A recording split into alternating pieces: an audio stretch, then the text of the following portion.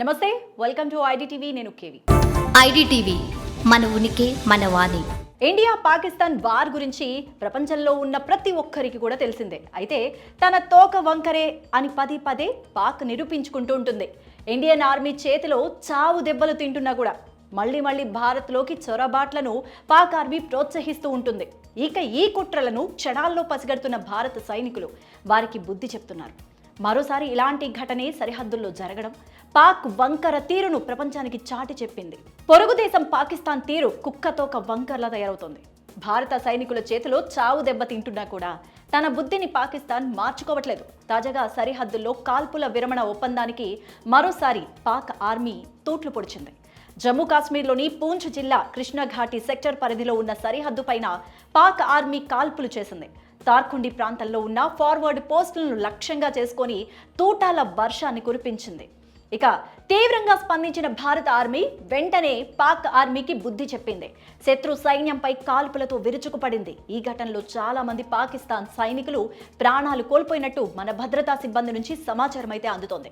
అయితే చొరబాట్లను ప్రోత్సహించడం లేదంటే కాల్పులతో సరిహద్దుల్లో ఉద్రిక్తతలు పెంచడం చాలా కాలంగా ఇదే తీరును ప్రదర్శిస్తున్న పాక్ ఆర్మీకి మన దేశ సైనికులైతే అడుగడుగునా బుద్ధి చెప్తూనే వస్తున్నారు. ఈ క్రమంలో మన సైనికులు కూడా కొందరు అమరులవుతూ దేశ రక్షణకు పాటుపడుతున్నారు, ప్రాణాలు అర్పిస్తున్నారు. ఈ నెల 4-5 తేదీల్లో అర్ధరాత్రి వేళ పాక్ వైపు నుంచి కొందరు అనుమానితులు మన దేశ భూభాగంలోకి ప్రవేశించేందుకు ప్రయత్నాలు చేశారు. వారిపై ఇండియన్ ఆర్మీ ఫైరింగ్ చేసింది. ఈ ఘటనలో 7 చనిపోయారు. అందులో కొందరు పాకిస్తాన్ భద్రతా సిబ్బంది మారు వేషాల్లో ఉన్నట్టుగా వార్తలైతే వచ్చాయి. సహజంగానే పాక్ వాటిని ఎంత మాత్రం ధృవీకరించలేదు.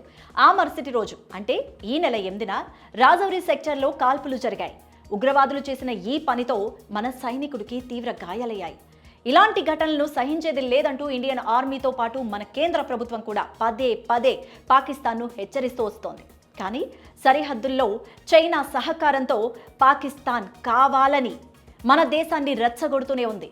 ఇక ఇది గమనిస్తున్న కేంద్రం కూడా పాక్తో పాటు చైనాకు చెక్ పెట్టేలా వ్యూహ రచన కూడా చేస్తోంది. ఎప్పటికప్పుడు సరిహద్దు భద్రతకు ప్రాధాన్యత ఇస్తూ ఆర్మీని పటిష్టం చేసే పనిలో పడింది. ఇక ఈ క్రమంలోనే పాకిస్తాన్ ఆర్మీ దాడులను మన సైన్యం కట్టడి చేసి శభాష్ అనిపించుకుంటోంది. పాక్ సైనికుల వెన్నులో వణుకు పుట్టించేలా దాడికి ప్రతి దాడి చేస్తూ దేశాన్ని కాపాడుకుంటోంది. తాజా ఘటన ఇదే విషయాన్ని నిరూపించింది కూడా. ఈ విషయంపై మీ అభిప్రాయాన్ని కూడా కామెంట్ సెక్షన్లో కామెంట్ చేయండి. స్టోరీని లైక్ చేసి షేర్ చేయండి. మరిన్ని విశేషాల కోసం ఐడిటీవీని సబ్స్క్రైబ్ చేయండి.